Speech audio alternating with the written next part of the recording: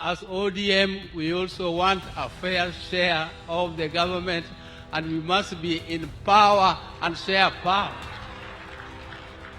That is Oburu Oginga, a key figure in Orange Democratic Movement, and has confirmed that his party is preparing to negotiate a political pact with William Ruto's United Democratic Alliance ahead of the August 2027 general election.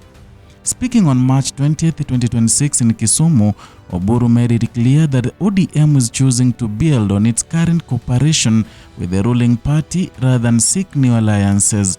The statement marks one of the clearest indications yet that the relationship between ODM and UDA is not temporary but may evolve into a formal political arrangement ahead of the next general election.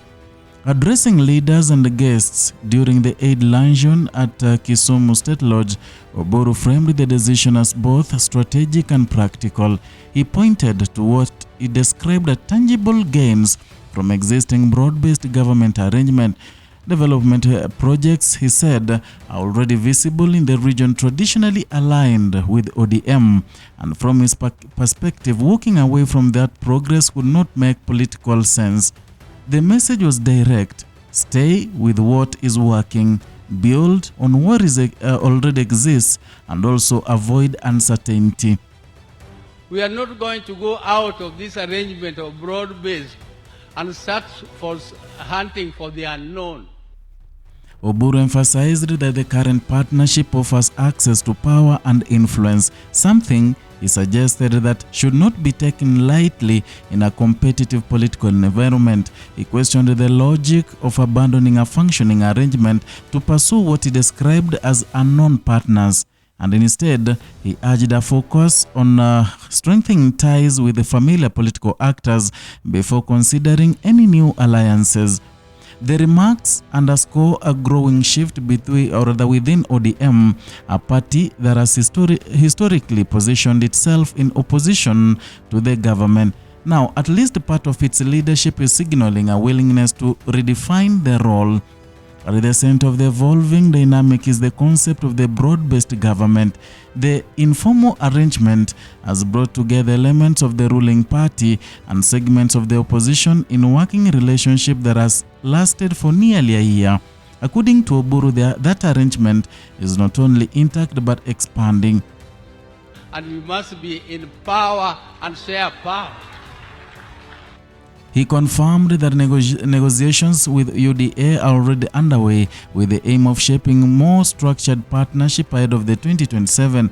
The announcement comes amid increasing political activity across the country as leaders begin positioning themselves for the next election cycle. But while some are forming new coalitions, Oburu's message suggests a different path.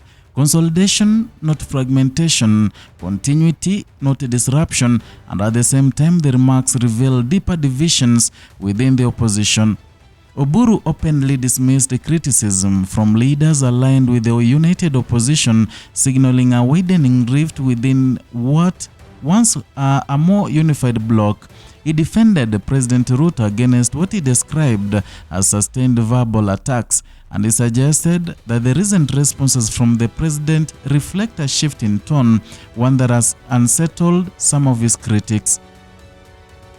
The political undertones are significant. They point to a realignment not just between parties but within them. While some ODM figures appear comfortable working alongside the government, others remain firmly opposed, and this internal divide has become more visible in recent weeks. Among the most outspoken critics of the broad-based arrangement is James Orengo, and in recent interview, Orengo challenged the legitimacy of the entire framework. He argued that the so-called broad-based government lacks both legal grounding and formal structure. And according to him, there is no building agreement that defines its existence, no clear framework that outlines its operations, and no official recognition that would give it institutional weight. And Orengo also disputed the origins of the arrangement, and suggested that it was not formally established by the late Raila Odinga, who has long been associated with ODM leadership. Instead, He described it as loose understanding, one that may have been intended to maintain unity within the party rather than create a lasting political structure. He warned that some individuals negotiated positions within the government independently, and that those positions, he said, would have been secured regardless of broader party consensus. These competing narratives highlight the complexity of the current political landscape, and on one side, leaders like Oburu are advocating for deeper cooperation with the government, and on the other hand, figures like Orengo are raising concerns about legitimacy, transparency, and long-term implications.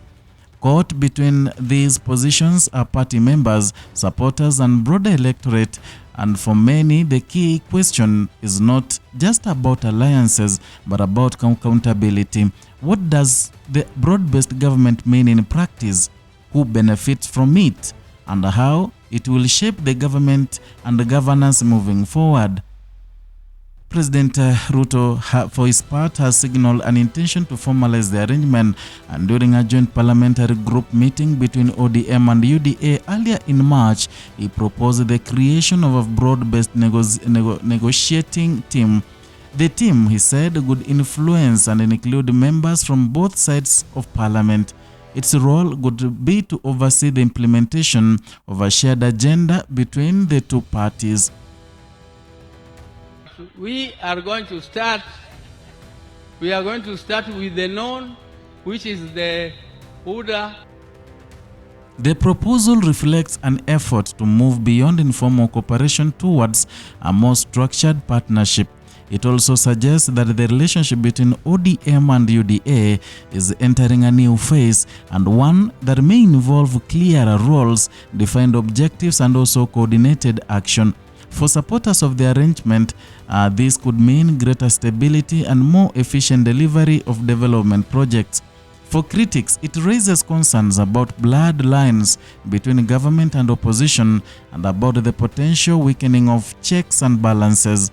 The timing is also notable, and the partnership has just marked its first anniversary, and already discussions are underway about its future beyond the current political term. That forward-looking approach indicates that both sides are thinking strategically, not just about governance today, but about electoral outcomes tomorrow. Back in Kisumu, Oburu's message remained consistent: stay the course, strengthen existing ties, and approach the future negotiations from a position of stability. If it is a message that may resonate with some and provoke concern in others, but it leaves little doubt about one thing, that the political map ahead of the 2027 is being redrawn quietly, deliberately, and also with significant implications for the balance of power in Kenya. As alliances shift and positions harden, the choices made now may define not just the next election, but the direction of the country for years to come.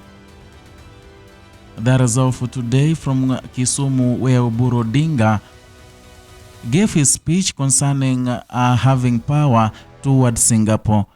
Kindly, if you are new here, consider subscribing, liking, and sharing our content. And also, if you are new here, hit the notification bell so that you can get alerts each time we upload a new